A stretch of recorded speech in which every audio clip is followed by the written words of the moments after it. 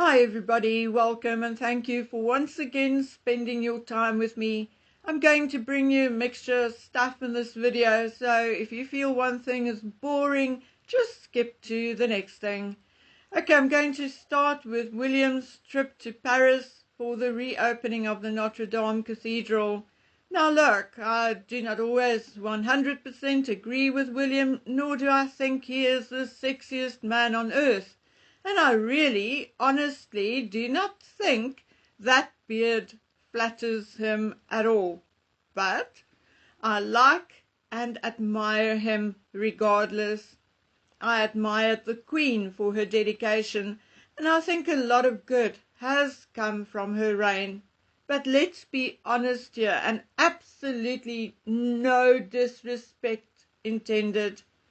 But the Queen had a very squeaky voice, and the last 5 years or so of her reign, I truly did not like much of the certain business decisions she made or approved of, because as we all know, it wasn't really her. She handed the business and financial end over to Charles years before she passed. But never mind. William, unlike many before him, including the Queen, has a strong yet educated voice. He is tall and fairly good looking, although I think he should shave his scraggly beard. He is intelligent and educated. He is far more down to earth and approachable than many before him, including his grandmother. And obviously he had more training and advice over the years than the Queen did before she became Queen. And yet she did a fantastic job with only a few, very few errors, taking into consideration that she reigned for 70 years. Anyway, I said this before, it is clear, very clear, that William had been trained to be more of a diplomat than a king. Or maybe it just comes naturally. But regardless of the things I don't agree with William on, I think he's going to be a fantastic king and a true asset to the country. And even if, on the off chance that the monarchy is demolished, William can still go on to be a diplomat or maybe the country's president. He just has this kind of presence and charm and dedication to be an asset to his country in whichever capacity. This was again so clear, so obvious during his short visit to Paris. You know, I've said this before, you do not have to like someone or be their best mate to have mutual respect for one another or to work together. And when one looks at the pictures of William and Donald Trump, it is so clear that William is indeed mature enough to work and think that way. I'm not saying he does not like Donald Trump, but when you look at William and his interaction with Donald Trump, you can't tell either way. And that, my friends, is diplomacy. Those are the actions of a man who can carry his country to greater heights through soft diplomacy. Having said that, those of us who have really delved into the royal family will by now also know that William is not spineless. William is not a pushover. William has a temper, and I say good, because that means he will not be manipulated or bullied into things he does not agree with. I think William, in a quiet, unassuming way, will get a lot more done and will do a lot of good and make a few necessary changes. I took a keen interest in Catherine's Christmas Carol concert. She really looks good and healthy. I heard that she's also back in the gym, and it shows as her complexion looks a lot better. Of course, she looked pretty as always. A little predictable, maybe. I would personally love to see Catherine in a little more imaginative clothing instead of the dress code kind of thing. I mean, look at Charlene of Monaco. Her clothing and style lately is just fantastic. Whereas for a while, she looked terrible. There had been a wonderful turnaround, and since the monstrosity she wore to, I think, the Grand Prix last year, there had not been one single outfit I could or would criticize. But I often caught myself thinking, I wonder what Catherine would have looked like in that outfit. Never mind, with that figure, hair, and beautiful face, Catherine always looks great. Those dressers and designers must just be informed that it is best women over 30 stay away from too many or too big or bold bows. Honestly, I did not like that black bow on Catherine's outfit, and Eugenie and Beatrice are also regularly seen decked out in bows. Please, no, it looks ridiculous. Skip the bows, please. I mean, excluding hair bows. If a woman over 30 wants to wear a bow, wear it in the hair. In my opinion, and talking strictly fashion, personally, I believe in do whatever floats your boat. I do not have to like it, but I did not like that big black bow. Now, my dear angels and friends, it has been a very tough week, and I do know about most of everything. Like, for instance, Megan's red carpet appearance at the Farley Foley, honouring Tyler Perry. And I also wanted to dive into that German documentary, but I just have not gotten to it, and I'm not going to even apologize for it. For once, I feel being a little behind is fully justified. But then again, as you know, I don't always climb on the latest bandwagon anyway. So for now, I'm going to finish what I started with Harry's words during the Deal Book interview. So let's continue. Harry told Sorkin, and I quote, "Throughout my life there would be moments in my life when I read a lot and moments I read nothing. I highly recommend the latter." Of course, he was talking about reading about himself. He carried on, "Once you stop reading this stuff about yourself, you automatically remove the power from their hands." Well, Harry is indeed wrong here. The media does not produce news, programs, and articles for one person, even if that one person is an ex-prince or ex-Prince Harry. No, they produce material for the masses, the plebeians, so we can have something to talk about in the pub, at home, or at work. So if Harry thinks, number one, articles about him are produced with the sole purpose to hurt him or anger him, or number two, that it would make a difference to the media groups whether he reads about himself or not, then dear Henry is sadly and badly mistaken and values himself far higher and much more important than he really is. Harry, my dear, Murdoch and his mates do not give a fig whether you read about yourself or not. So you are not removing power from anybody but yourself, because you, dear Henry, is making one huge fool of yourself. He carries on, "With that element of fear comes an element of control, and one of the reasons I probably didn't, I guess, remove myself from that situation sooner was that fear." Well, they control the narrative. Whatever I do or say, they can effectively control me and keep me in that space. Sorry, my dears. Just when I think I know what Harry is trying to say here, I read it again and then I'm not sure anymore.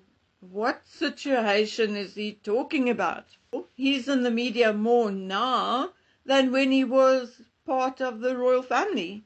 Not a day goes by now that one does not read some shite about Harry or Meghan or Harry and Meghan. Whereas before Meghan, when he was still royal, there were days, sometimes weeks, when he did not feature in the media. And what does he mean by they can effectively control him and keep him in that space? What is he talking about, or who is he talking about? Is he talking about his drug dealer or supplier? Because he or she is the only person I can think of who can effectively keep him in any type of headspace. I mean, Harry, if you have a problem with that, sack Doris and go to rehab. I was always convinced I needed to be angry or frustrated towards the press because of what they did to my mom. Oh, for F's sake, can Pumpkinhead grow a seed in that Brillo pad of his? Dodie and Diana had a choice.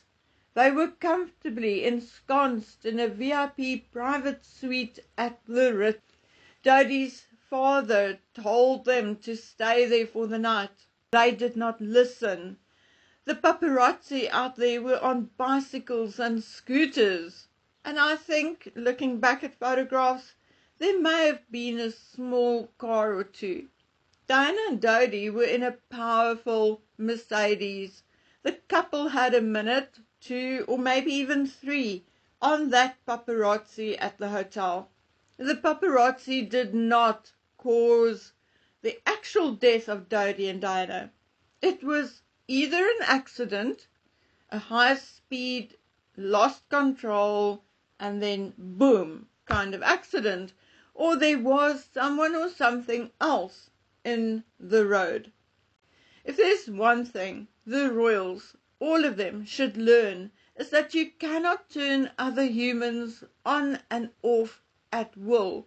If you call paparazzi to take your photographs 1 minute, make friends with journalists and photographers, then you cannot expect them not to be out there tomorrow just because you may not be in the mood on that particular day.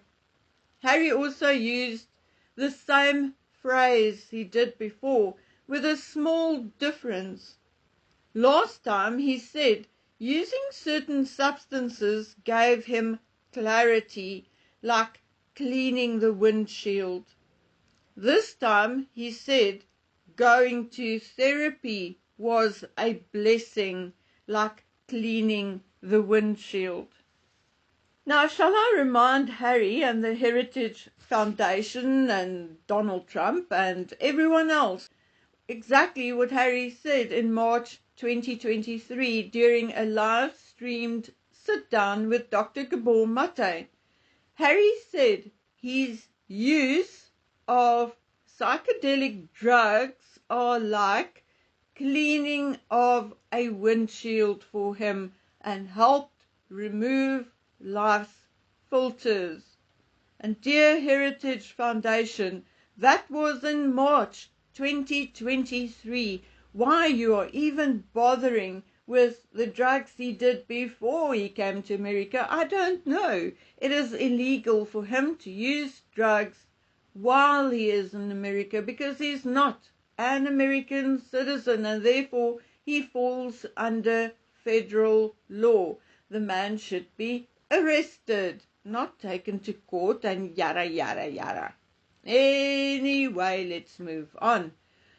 Talking about the hacking case, he said, this claim, the hacking stuff, is almost 15 years old. The cover-up of the hacking is relatively new. Huh? Huh?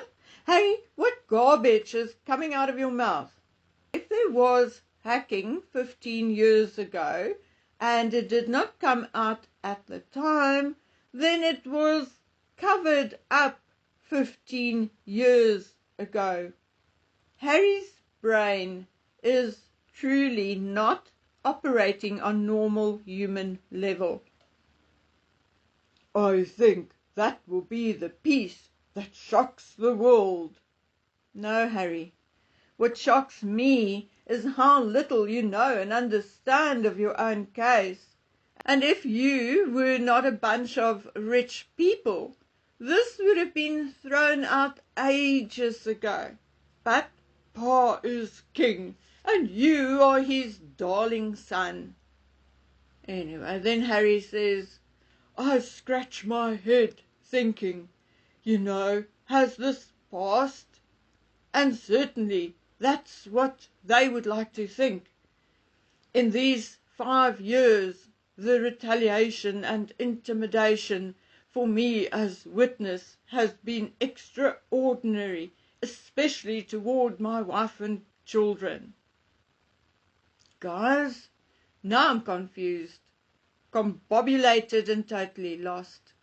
I can see Harry scratching his head like a monkey, totally lost and confused, because clearly he knows zip, nada and F all about court procedure. He does not even understand his own case. Henry, you dumbo, you are not a witness in the case. You are the claimant. He brought a claim. He is claiming the son spied on him and hacked him, blah, blah, bloody blah. So, Henry, you are not the father. You are the claimant. Okay.